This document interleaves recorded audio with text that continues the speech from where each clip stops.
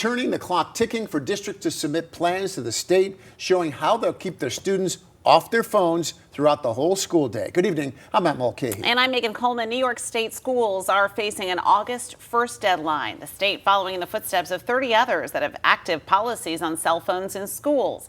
The majority require school districts to come up with rules and guidelines to be implemented during the day.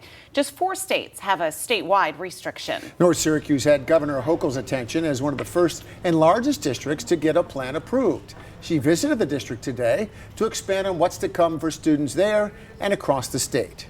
The I-Team's Connor White is in the village tonight taking your questions to the governor. Connor.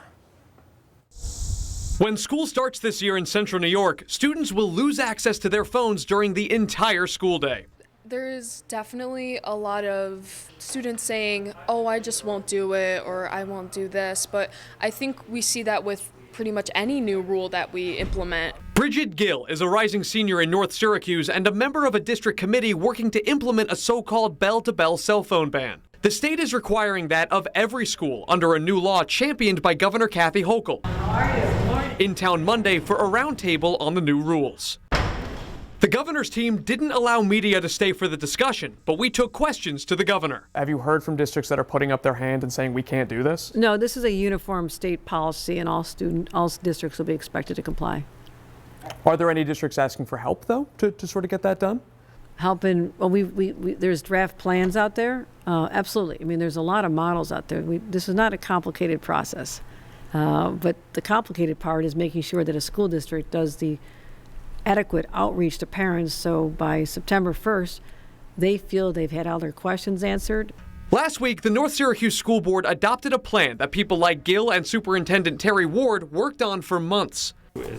Ward says that the district is using Yonder brand pouches. Each middle and high school student will hold on to these bags with their phones inside throughout the day, and they'll unlock them in individual classrooms with devices mounted on the wall. There is no perfect solution. But Yonder was our best solution. The governor confident this will improve students' focus and mental health, claiming it took state action to allow districts to ban internet devices. I said I'll be the heavy for all of you. You can blame me because it was tough to do it individually, because otherwise it would have happened by now. The governor says that around 400 districts statewide have now submitted their plans with that deadline on August 1st on Friday. Heading into that deadline, there are still about 300 districts, Matt and Megan, that have yet to submit their plans. Now, we've asked for weeks now for the State Department of Education to release a list of those schools. They still haven't been able to do so. And Connor, as we said, the clock is ticking. We've got only about 4 or 5 weeks till these plans need to be in place for real. So. Yeah, and Connor, I do want to ask you one question about safety, because there are some parents out there who are concerned if there's an emergency, for example, inside of a school, they can't reach their child. Well, what are you hearing from parents about those concerns?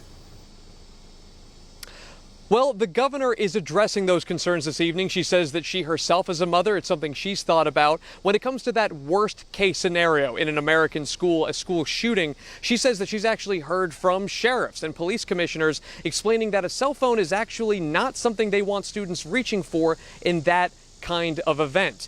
As for things that are somewhat less severe, each district needs to have a plan for parents to be able to contact their student anyway, perhaps through the front office during the school day. Reporting in North Syracuse, I'm Connor White. Thank you, Connor. We hope those situations do not occur here. Thank you.